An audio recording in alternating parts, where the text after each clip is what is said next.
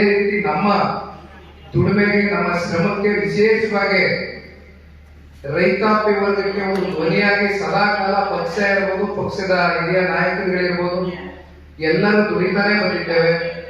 ಅದನ್ನ ಗುರುತಿಸಿ ವಿಶೇಷವಾಗಿ ನಮ್ಮ ಮಂಡ್ಯ ಜಿಲ್ಲೆ ಯಾವಾಗಲೂ ಕೂಡ ಪಕ್ಷ ಕಷ್ಟದಲ್ಲಿದೆ, ಕಷ್ಟಕಾಲದಲ್ಲಿದೆ ಅಂತಕ್ಕಂಥದ್ದನ್ನ ಗಮನಿಸಿ ನಮ್ಮನ್ನ ರಾಜಕೀಯವಾಗಿ ಯಾವಾಗಲೂ ಮೇಲೆತ್ತಿದ್ದೀರಿ, ಯಾವಾಗಲೂ ಬೆಳೆಸಿದ್ದೀರಿ, ಹರಿಸಿದ್ದೀರಿ, ಉಳಿಸಿದ್ದೀರಿ. ಈಗಲೂ ಕೂಡ ಕುಮಾರಣ್ಣ ಅವರು ದೇಶದ ಅತಿ ದೊಡ್ಡ ಉನ್ನತವಾದಂತ ಒಂದು ಹುದ್ದೆಯನ್ನು ಅಲಂಕರಿಸಿದ್ದಾರೆ ಅಂತಕ್ಕಂಥದ್ದಾದ್ರೆ ಅದಕ್ಕೆ ಮೂಲ ಕಾರಣ ಮಂಡ್ಯ ಜಿಲ್ಲೆಯ ಹಾಗೂ ವಿಶೇಷವಾಗಿ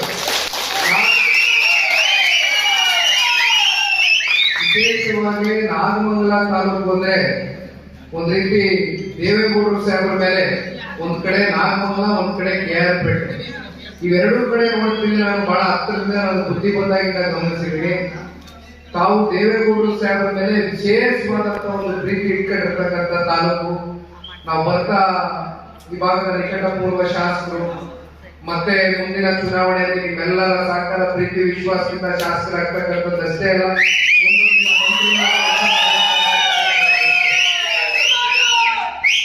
ಅವ್ರು ಬರ್ಬೇಕಾದ್ರೆ ನಾನು ಅವರು ಗಾಡಿನ ಸುಭಾಷಣೆ ಮಾತಾಡಿದ್ದೀವಿ, ಈಗಲೂ ಮಾತಾಡ್ತಾ ಇದ್ವಿ.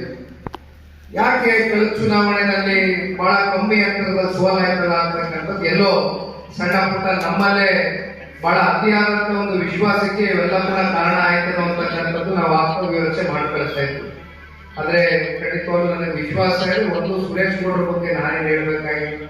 ಸುರೇಶ್ ಅಣ್ಣ ಅವರು ನಿರಂತರವಾಗಿ ಸೋಲ್ಲಿ ಗೆಲ್ಲಿ, ಕಷ್ಟ ಸುಖ, ಒಂದು ಸಾವಾಗ್ಲಿ, ನೋವಾಗ್ಲಿ, ಮದುವೆ ಆಗಲಿ, ಯಾವುದೇ ವಿಚಾರ ಇರ್ಬೋದು, ನಿರಂತರವಾಗಿ ಇಲ್ಲೇ ಮನೆ ಮಾಡಿದ್ದಾರೆ, ನಿಮ್ ಜೊತೆನಲ್ಲೇ ಇದ್ದಾರೆ, ನಿಮ್ ಜೊತೆಯಲ್ಲೇ ಹೆಜ್ಜೆ ಆಗ್ತಾ ಇದ್ದಾರೆ. ಹಾಗಾಗಿ ಇಂಥ ಒಬ್ಬ ವ್ಯಕ್ತಿಯನ್ನ ಮತ್ತೆ ನೀವು ಆರಿಸಿ ವಿಧಾನಸಭೆಗೆ ಮುಂದಿನ ದಿನಗಳಲ್ಲಿ ಪಕ್ಷ ಮತ್ತೆ ಅಧಿಕಾರಕ್ಕೆ ಬರ್ತಕ್ಕಂಥ ಎಲ್ಲಾ ರೀತಿಯಾದಂತಹ ಒಂದು ಪೂರಕ ವಾತಾವರಣವನ್ನ ಇವತ್ತು ಸೃಷ್ಟಿ ಮಾಡಬೇಕಾಗಿರ್ತಕ್ಕಂಥದ್ದು ನಮ್ಮೆಲ್ಲರ ಜವಾಬ್ದಾರಿ ಇದೆ.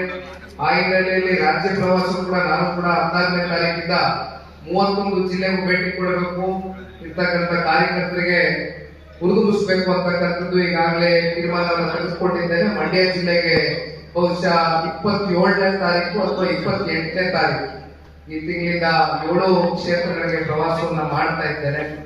ಹಾಗಾಗಿ ಇವತ್ತು ವಿಶೇಷವಾಗಿ ಇಲ್ಲಿ ಸುದ್ದಿ 3 ವಾಹಿನಿಯ ಹೆಚ್ಚಿನ ಮಾಹಿತಿಗಾಗಿ ಸಬ್ಸ್ಕ್ರೈಬ್ ಆಗಿ ಹಾಗೂ ಬೆಲ್ ಬಟನ್ ಒತ್ತಿ.